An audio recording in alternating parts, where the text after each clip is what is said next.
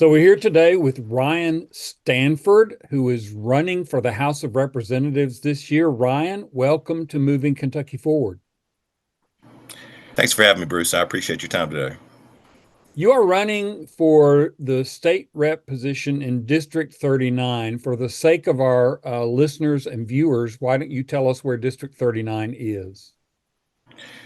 District 39 covers Nicholasville, so part of Jessamine County and southern Fayette County. So South Point, part of Heartland, those areas. So southern Fayette County and Jessamine County make up my district. It's about the heart of Nicholasville. And like I said, that south end of Lexington. Yeah. You don't have an opponent in the primary, and your opponent in the general is Matt Lockett. Is that correct? Yes, sir. Yes, sir. No primary, and we're looking forward to taking Matt head on. All right.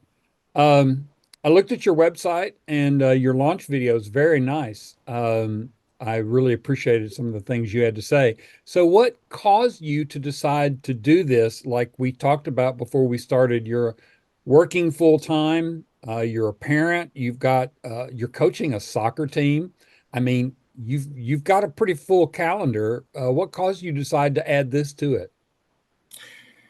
Well, it just continued to hit closer and closer to home. Watching them, strip women's rights, essentially, with their access to an abortion, and public education is a big thing. I grew up attending public schools. My oldest daughter, she's 13. She goes to East Jessamine Middle School here in Nicholasville.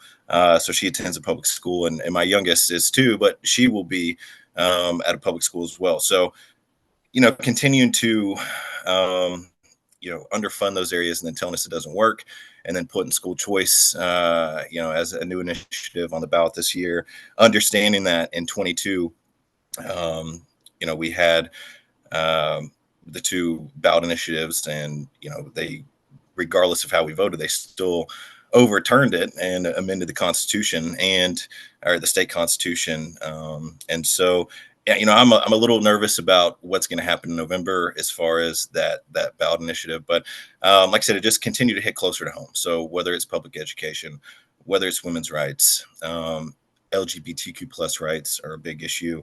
And it just feels like, I went and attended, the Bashir Coleman event last year, and it was clear that our initiative was to move things. Our goals were to move things forward for Mhm. Kentucky. You know, Clean drinking water throughout the state. That should just 2024. That should be a given. High speed internet access. When we talk about bridging that gap in some of these rural areas, for educational, purposes, development and things like that, that will help out tremendously in those areas. So I think, we are. Like I said, it just continued to hit closer and closer to home. So it's like at that point, it's like, all right, we got to stand up and fight, or Lord knows where we'll be in 26 if we continue just to think, okay, like if we're not contesting these races and at least highlighting some of the things that they're up there doing in Frankfurt. So. Have you been involved in Democratic politics in your area before this? So I reached out to Lee Walker, which is our Democratic chair here in Jessamine County, about two Mhm. years ago, and you started to kind of, really be interested at that point. Prior to that, really all I considered ever was city commissioner. I used to carry around a little blue book that I jotted down notes in and things like that, and I just wondered if I would be able to make as big of an impact as one of four city commissioners. Um, as I would be able to potentially do as a state representative representing that district. So, Okay. Um, so did you go to Mr. Walker and say, "Okay, I'm running this year"? Did you tell him, or did you just file and let everybody figure it out? no, I reached out to Lee. I reached out to Sherilyn Stevenson, Trey Heineman, different people throughout the party. Mhm. I reached out to previous candidates, Martina Jackson, Kate Turner, just a few different people. I was just trying to pick as many brains as I could. I followed Adam Moore throughout his launch and throughout his first few months of his campaign, and I did try to reach out to as many people that would talk to me, not knowing who Ryan Stanford was. Hmm. And so no, I did want to make it known to people within because I need their support.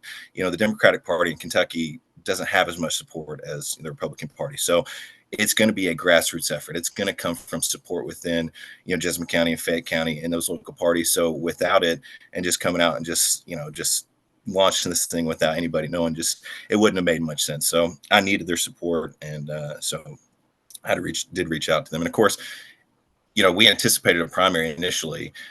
So at first, until January, the filing deadline came, we had really limited feedback there. And then, like I said, it's kind of picked up since, of course. So. So District 39 was part of the redistricting and it changed fairly dramatically.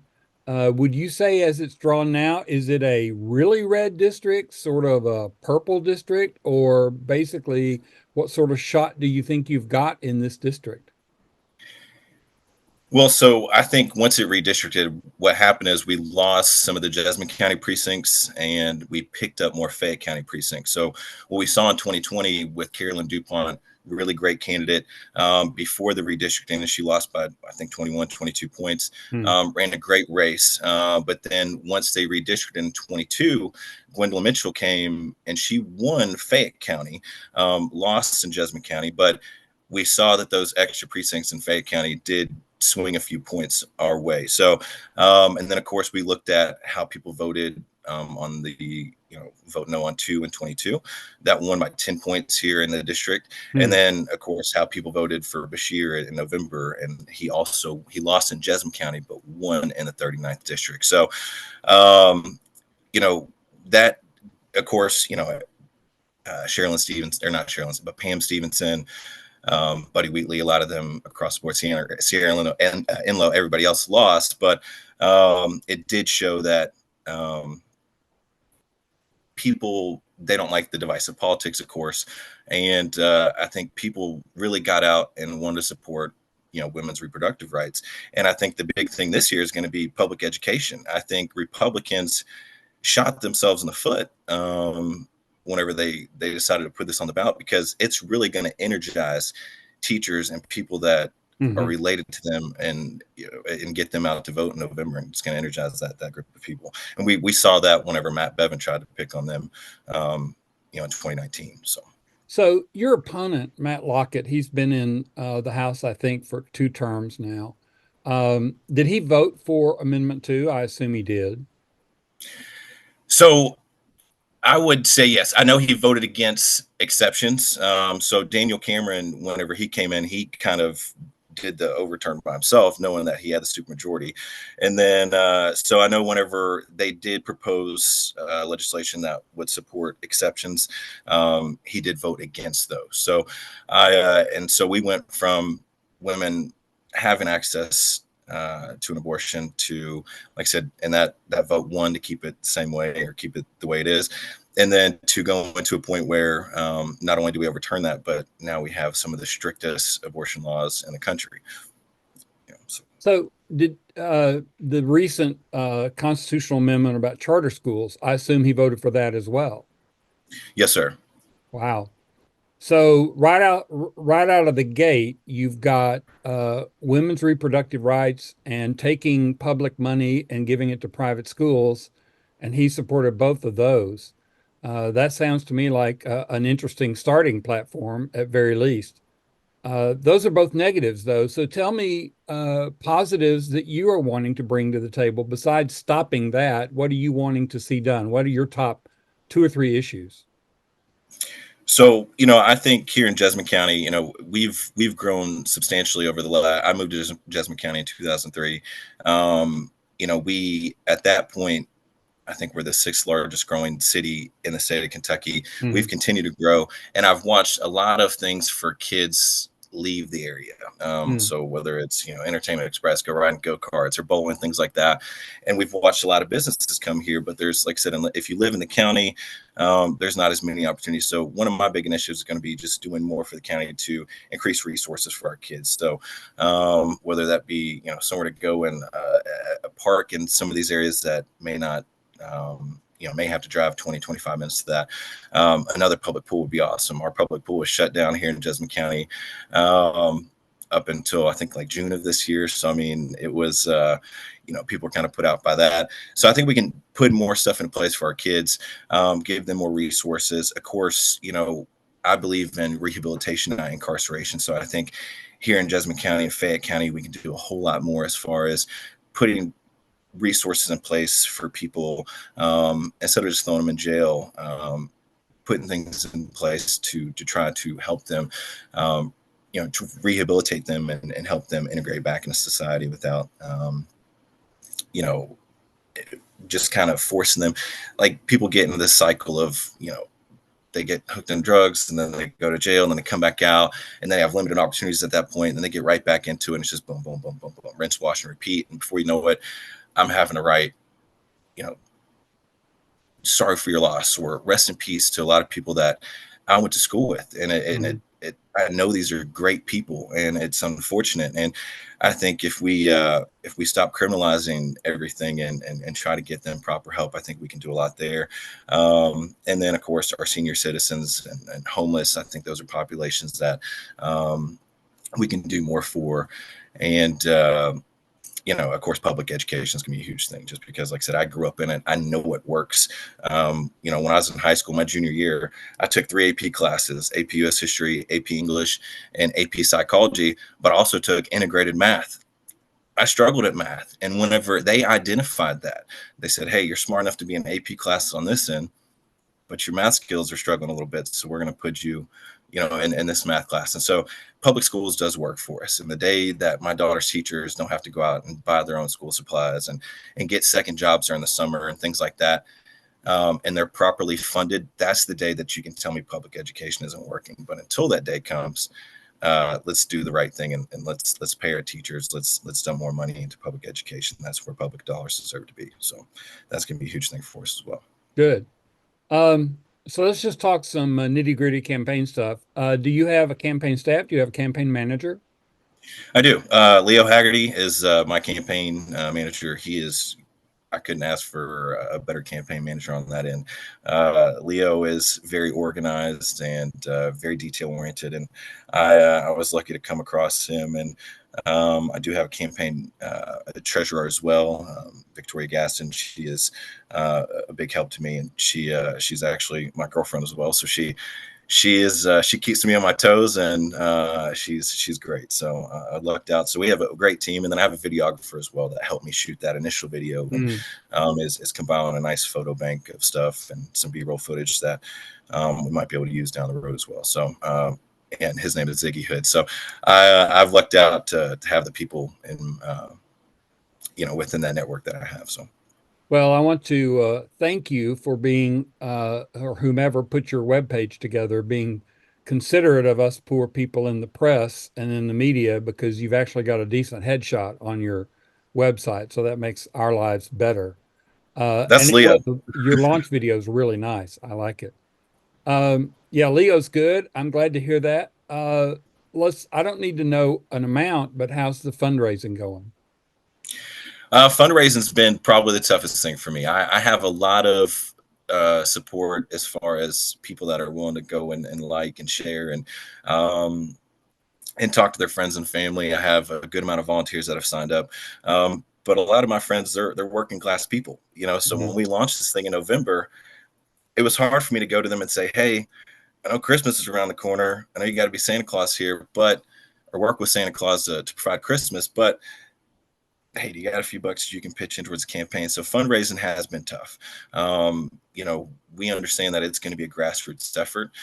We're going up against somebody that had a nice little piggy bank that they carried over from 22 into this cycle, and has already had some PAC money and some other things thrown at them there. So we know we're going up against somebody that's going to be able, if they need $100,000, they're going to be able to get $100,000. So, but it is a struggle. It's an uphill battle, but like I said, a lot of that is just due to, like I said, a lot of people that I know when I work with and I talk to are people in the working class and people that live, check to check or have to budget monthly, have to figure out whether they're going to shop at this place for meat and this place for milk and this place.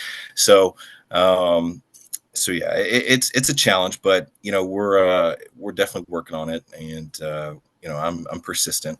Um, a little awkward when I come to asking some of my friends and family and things like that, but we've gotten some help, and a lot of it's been 5, 15, $20 donations here and there, and that's what it's going to take to really build this thing up. And so I'm grateful for those people that have contributed to this point, and we'll keep texting and calling and bugging the others. So yeah, it's coming along. Okay. Um, yeah, dialing for dollars is for first-time candidates. That's definitely the toughest thing to do, I think.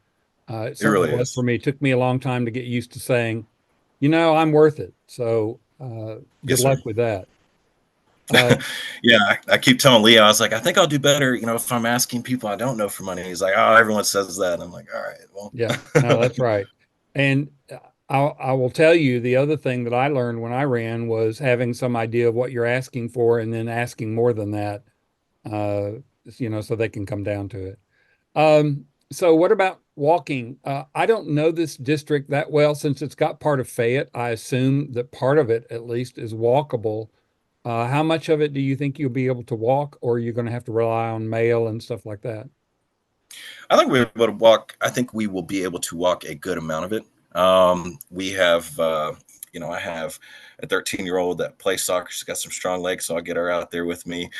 We have a good team of volunteers, but there is some good sized neighborhoods. Like I said, most of my the Fayette County parts of this district, it's South Point, it's Brandon Crossing. They are neighborhoods that'll be easily, walkable. Heartland the same way. And then in Jessamine County here, a lot of the bigger neighborhoods will be pretty easy to walk as well. I do want to make sure I reach out to, some of those outlier homes and things like that within the district as well, because, whether Republican or Democrat, those people are important as well. But I think we'll be able to walk a good amount of it. And, we think at least 12,000 doors is a number that we need to realistically reach, and Hmm, I think we'll hit that plus some. cool. Have you started walking? Not yet. At this point, if I go and knock on somebody's door without having a primary, people are going to forget about me. When it comes out, they might remember in November, but so we want to do it. And right now I am managing, peak season at work. Hmm, My yeah, daughter, she plays club soccer. She plays for East Desmond Middle School as well. I help coach both of her teams. So we have, a lot of stuff on that, front as well. And then I'm spending a few hours every night coming back and trying to work on campaign planning or give in a few people that little nudge that said, hey, we'll come back in a few weeks on the fundraising end and things like that. So we're trying to manage everything on that end. So, like I said, I think that time will be better spent right now trying to fundraise. But as things start to heat up outside, we will get out there and start knocking doors and meeting people and seeing what they think are going to be big and what are big issues with them, but what they think are going to be big issues in our district as well. So, yeah. Have you been to any events yet? yes, sir. I've only been to a few. My work schedule typically interferes with a lot of the stuff that Fayette County is doing right now. They host a lot of their meet and greets and things like that around 5:30. Hmm, And by the time I get home from work, because my route covers, I can be in Berea, Richmond, Bowling Green, Moorhead. I can be anywhere throughout the state essentially. And so it's been hard for me to keep up with some of the stuff in Fayette County to this point. But Jessamine County, of course, I was active with the Jessamine County Democratic Party events even before we announced and launched. We've only had one meeting since then, and I've been to that. And that that was my first time actually getting up and speaking to everyone, and they were speaking to a group of people about politics. Usually, I'm used to speaking to people about a bunch of soccer parents about our schedule right. and things like that, what to expect on the air. And so that definitely had my anxiety and overdrive, but we got through it, and we got some really positive feedback. And but yes, sir, I have tried to participate in some of the stuff here local. I haven't been able to make it to Fayette County yet too much, but So speaking of anxiety, how are you in the meet and greet stuff? I mean, You're not doing door knocking yet, but you surely have been telling people I'm running and, small groups and big groups. How comfortable are you with that? So small groups, one on one, I think that's whenever my personality can come through a little bit, and I think people will see that I genuinely care. I want to see this thing move forward. I don't have an agenda to move this thing left or right. It's to move this thing forward. And I think when I talk to people on a one-on-one basis, or I'm talking to a family at their home, I think that will shine through, and I think that's going to be one of my strengths. Um, I'm not a great public speaker. I'm not a politician. So when I get up in front of big groups, it's going to sound different to some of the politicos and things like Hmm. that because I come from that working class. So I relate to that. I'm not as well spoken as some of these attorneys and things like that get up there. But I think that people understand that, like I said, I genuinely give a damn. I want to see this thing move forward. I want to see Kentucky move forward. We have money there that we haven't had, and we can do things. And I mean, but we're talking about some of the stuff that's getting proposed in our state legislature right now. We're undoing rights and stripping rights that we fought decades for, centuries for. So it's just, workers' rights, women's rights. We're trying to tell our teachers what to teach, kids what to read, parents. It's just, it's crazy, So I, yeah, I mean, I'm ready to rock. All right. So let's wrap up with a couple of final questions. If you were going to say two or three bullets about Matt Lockett and why people shouldn't vote for him, what would you say? Hypocrisy. He's hypocritical. You just had two kids that graduated from public education, but you think that, or he thinks that, putting money into private and charter schools makes sense for Kentucky. It doesn't, and that's a huge thing. You represent District 39. He represents District 39. This district voted against any constitutional amendment or any amendment to the Constitution when it came to women's reproductive rights. He voted, against any exceptions and things like that. So it's voting against the best wishes of people within your district. Um, and Matt Lockett, he's a somebody that has career. He's aspired to be a politician throughout the last 15 plus years. He had a U.S. Congress run in 2008, 2009. He ran against Dameron, I believe, in 12. I think he ran against Russ Meyer maybe once. Regardless of that, this is somebody that has aspired to be in politics as for at least the last 15, 20 years. When he was coming up in his Congress race, he had called out his primary opponent and said that, well, they just go and vote party line, and if you look at Matt Lockett's votes, that's essentially what Matt Lockett is doing up there. And like I said, a lot of that doesn't align with what people in District 39 want and believe and Mm. our values here. And so I think you want somebody that is going to represent those values and have your best interest in mind. And I don't think that he lines up with that. So, and his record proves it. That's we can check any and every vote that he's made over the last 4 years, and most of them have been against things that would move this county forward or these counties forward in this district forward. So, Um, Before I get to my last question, is there anything you wanted to talk about that I haven't asked you? no, sir. I mean, just a little bit about myself is, I'm 33. I have two young girls, a 13-year-old, a 2-year-old. Like you mentioned, I do coach soccer. I'm pretty active in my community. I do some help with the Jessamine County Homeless Coalition. Mm. We attend church. Like I said, I try to help out when I'm not coaching club soccer. I'll volunteer to help coach our rec soccer leagues. So that sometimes I'm managing 3 or 4 teams at one time, but just trying to pitch in and help out where we can. And, so, I told people in our meeting a few weeks ago, but you want to vote for people and put people in place that have a vested interest in those communities and don't just want a seat at the table, but want to have a seat at the table to represent people, to bring that whole district with them, and aren't just worried about voting blue or red. And I think I'm that guy. So I'm fairly new at some of this stuff. This is actually the first podcast interview I've done, so Mm. excuse some of the nerves. But I do appreciate your time today, and am grateful for it. And hopefully, I can see you again on the trail as things unfold here. So you sort of stepped into my last question, but I'm going to ask it anyway. There's a standard question that I ask every candidate I ever interview. So let's imagine that I live in your district and you're door knocking. It's like May or something, so it's nice and warm, and you've come to my front door, and I have actually opened it rather than peeking through the curtains like some people do. And I'm standing there and I say, okay, why should I vote for you? What's your answer? Well, so like I said, I want to.